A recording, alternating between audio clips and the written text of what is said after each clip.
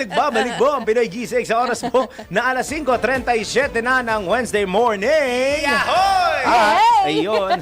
Tayo ngayon ay kukuha ng update. Meron tayong, may night kasi ulit tayo, may gumising ulit na maaga para sa atin.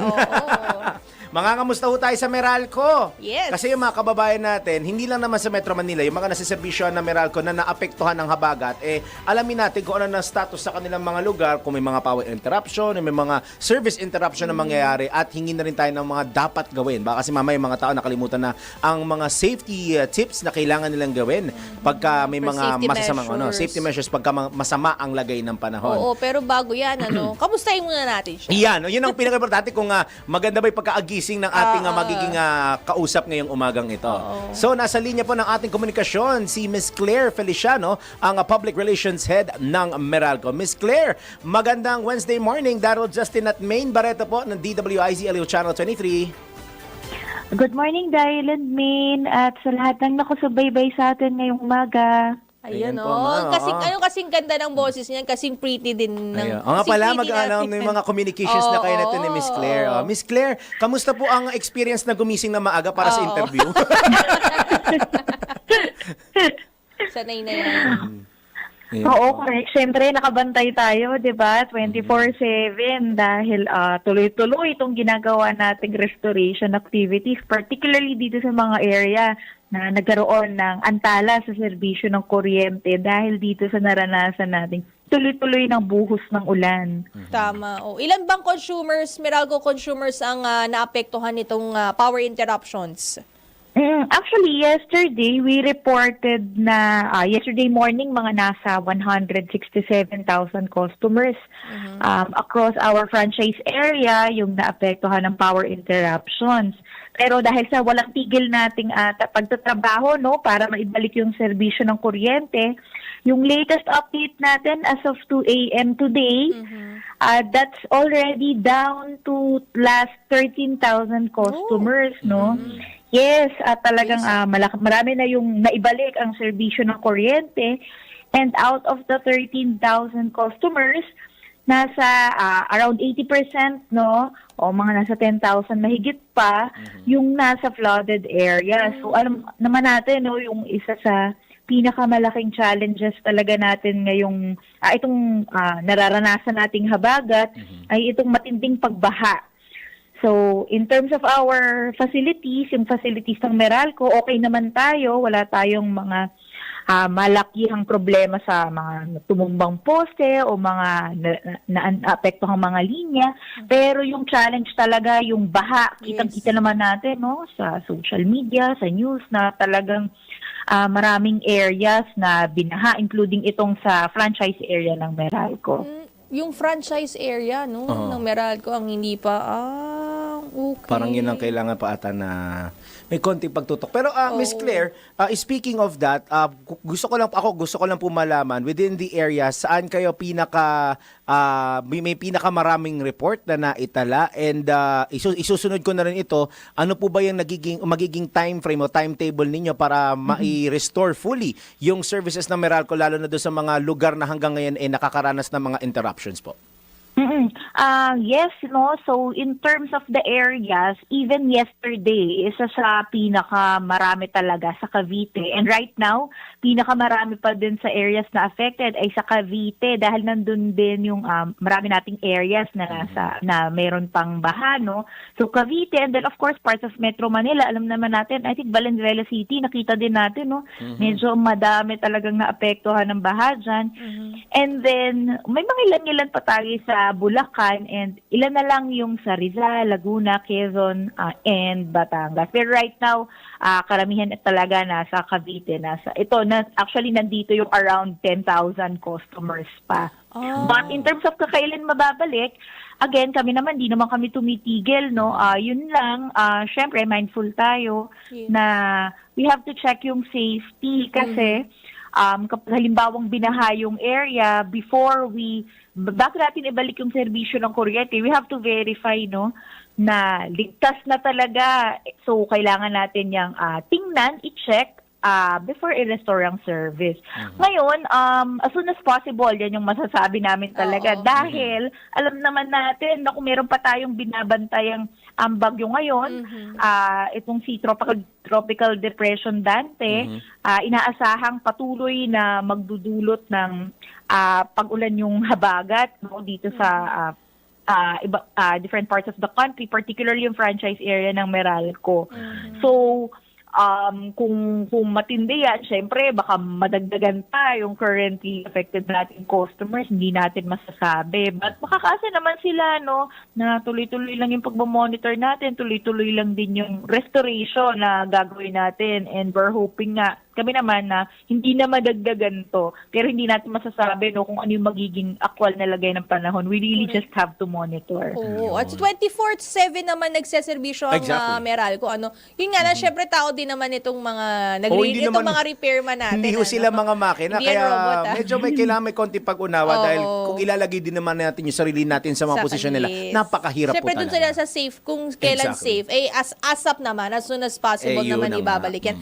Miss Claire, eto lang curious question lang ito. Kailan ano yung trigger natin para patayin or putulin muna yung pansamantala yung power supply ng franchise areas natin? So napakagandang tanong yan. Actually, yung itong pag-de-energize natin yung facilities, di natin yan basta-basta ginagawa. No? Usually ginagawa to talaga sa mga areas na merong matinding pagbaha and nagpo-post na ng risk sa ating mga customers. So, iba-ibang there are information request coming from mga crews natin on the ground kasi alam naman natin yung crews natin talagang scattered yan all over our franchise area, especially kapag may ganitong mga masamang panahon. And then, meron din mga request particularly sa mga local government units, mga barangay, mga HOA, and even individual customer calls. So, yung mga natatanggap natin na ganyan, syempre, safety ang priority natin, no? We respond to that, and yan yung protocol na sinusunod natin. And then, meron din sa kanila din usually nanggagaling yung request naman na okay na po, bumaba na yung baha. Kapag ganyan, hindi naman natin pwedeng basta-basta lang ibalik. No? We have to verify na safe na. Because again, ang iniiwasan talaga natin ay yung risk. Meron nga tayo actually mga customers, minsan sinasabi nila na, dito sa area ko wala naman ng baha. Kung pwede ibalik na yung serbisyo ng kuryente. But again, ang importante ay ma-check muna natin dahil kung halimbawang sa street mo, wala nang baha, pero halimbawa yung kabilang street naman na sineserbisyohan ng same facility, meron pang baha, hindi pa rin pwedeng ibalik, no? Kasi we have to make sure na yung buong area na covered ng facility nagsaserve sa inyo ay safe na. So, talagang humihingi kami ng pangunawa. At syempre, pagpapasalamat na rin sa ating mga customers sa pangunawa dahil ito ang priority natin. Kaligtasan po talaga. Kami naman po gusto namin ibalik agad yung serbisyo ng kuryente rin talaga sa lalong madaling panahon. Oo, Okay, di ba, sige. no? Kaya nga, hindi yan parang switch lang na on and off agad. Meron pang dinadaan ng proseso yan. At Oo. syempre, kapag safe Ganun pala ang yun, no? Pwede pala siya situations, i-request. at least ngayon, alam na ng mga, for sure, yung mga nakikinig, aware na po kayo kung bakit minsan natatagalan. Kala ninyo, maganda nilagay ng panahon. Hindi basta-basta binubuksan kasi may mga pag-check pa po Oo. na ginagawa yung mga electricians na May Meralco checklist para muna. sure na pagka nag-energize ulit iyan, smooth, Safety, smooth sailing na ika Oo. nga. And Ayun. lastly, Miss Claire, bago ka namin na pabalikin sa yung duties, monitoring yan. duties, tips na lang Yun. lalo ngayong rainy season para sa ating mga Meralco consumers ha. Opo, salamat. No? So actually, yes, patuloy pa rin ang pagbabantay natin and tayo din. No? Siguro kailangan ding maging well-aware pa rin tayo dahil hindi pa po tapos. No? Tuloy-tuloy pa rin ang inaasahan nating pag-ulan.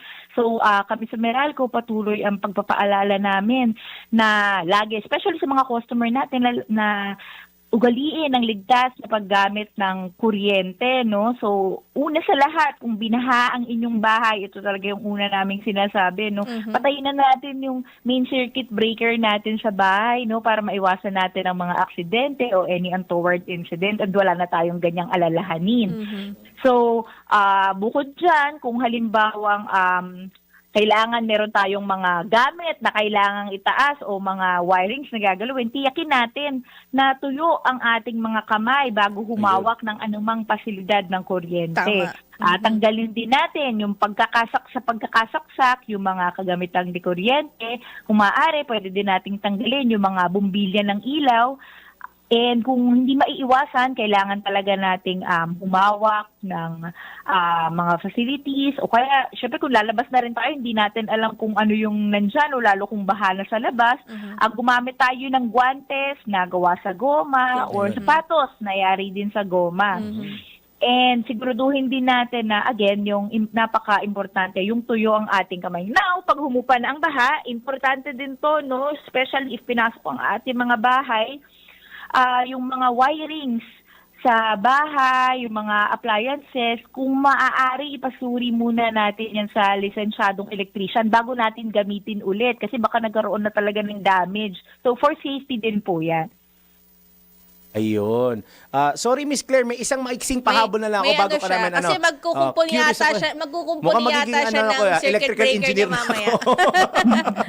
Miss Claire, kasi may iba na ang ginagawa nilang solusyon is patayin. Sila mismo pinapatayin nila yung mga circuit breakers lalo na pagka may kasagsagan ng ulan. Is it safe to do that ng isang ordinaryong tao na nasa bahay na magtatay ng circuit breaker o we advise them not to do that?